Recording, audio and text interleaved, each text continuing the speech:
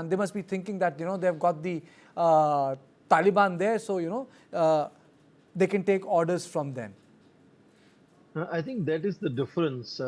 Taliban, when it came in 1990s, was seen as the creation of Pakistan and therefore subservient to Pakistani interests. This was seen in terms of increased strategic depth of Pakistan vis-a-vis India.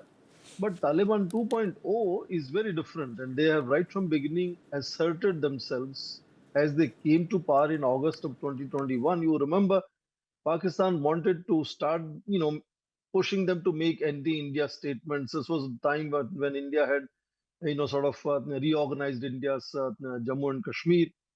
And even from that time, they have clearly, repeatedly mentioned that their relationship with other countries is not to be guided by Pakistan. And you remember Muttaqi here in Delhi said they have 5 neighbors. They are all fine, other than Pakistan has a problem with them. And as you mentioned yourself, Durand Line has not been acceptable to successive leaders in Afghanistan. And now Taliban is asserting that the fact that Durand Line is not acceptable to them, which means that this land boundary dispute will continue to be a point of discordance.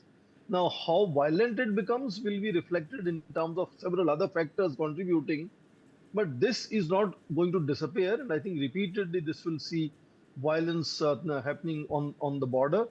And they have somehow managed this ceasefire for 48 hours. But even on that, there are different variations.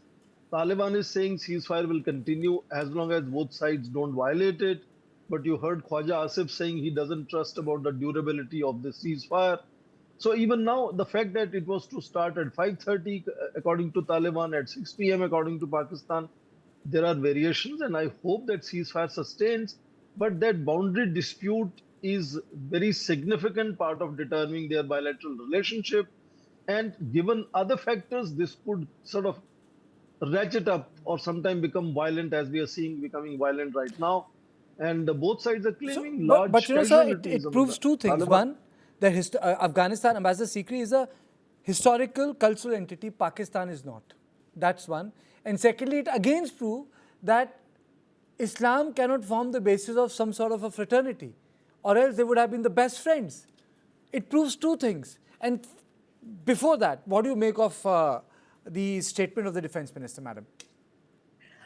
Well, I think first and foremost, it is Pakistan's very old habit to blame India for anything that's gone wrong. This kind of playing the victim card suddenly, when things are going right, then they think they are the ones who are causing everything to go right. And when things are going wrong, promptly they play the victim card, and now they're blaming India. Like they say that they are themselves a victim of terror. Now they are saying they are victims of this clash with Afghanistan because of India. They've totally forgotten that while Foreign Minister Motaki was in India on the very first day of his arrival, it was Pakistani aircraft who bombed Kabul.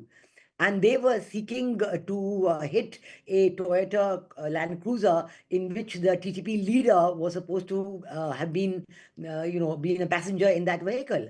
Of course, it was wrong information.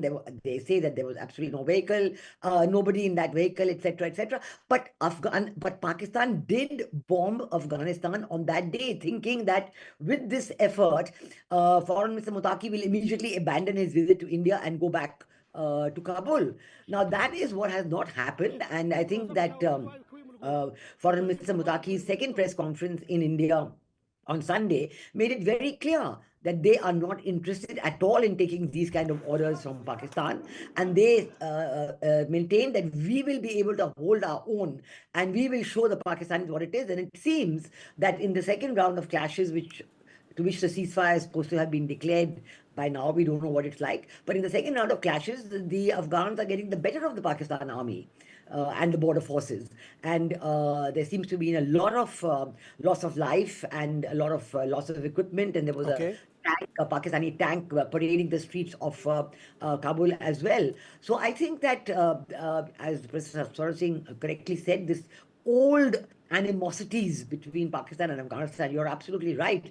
It shows that Islam is not a binding factor at all between these two countries, and they are, in their own right, they want Pashtun integration, the combination of the two sides of Pashtunistan, which was artificially divided by the Durand line, which was at one time supposed to be, just a 100-year line, but now everybody is trying to paper over that part of history and is saying that no, this is a permanent border between Afghanistan and Pakistan. But this has never been accepted by Afghanistan, and these clashes are going to continue because combined with this non-acceptance of the line of the Durand line as the international border by Afghanistan, you also have the other complaints of Afghanistan. They don't allow Afghan goods to come either by the land route from India or via Karachi port. So they're perpetually, turning off and on this weapon of connectivity and transit of goods, which is a very, very difficult for the people of Afghanistan. Okay. And that is why Chabahar port is so important for us. Okay.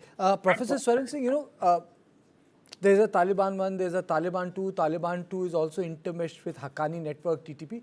Can India really trust this set of so many terrorist organizations together, which are in charge of Kabul, which is so much different from Ghani and Karzai administration? That's true that not just that a large part of the world, including India, at some stage used to treat Taliban as a terrorist organization. But we have noticed that the world's approach to some of these organizations, for example, HTS in Syria or Taliban in Afghanistan, global approach has become far more pragmatic and shall we say, accommodating as far as some of these new realities are concerned. So India has noticed that even Taliban has been much more pragmatic in terms of how it is exploring relationships with other countries. And it has a very different relationship. It's no longer a kind of a prodigy of Pakistan, but it wants to stand on its own feet. And what is different here is that, here is a Taliban that was fighting United States for 2 decades.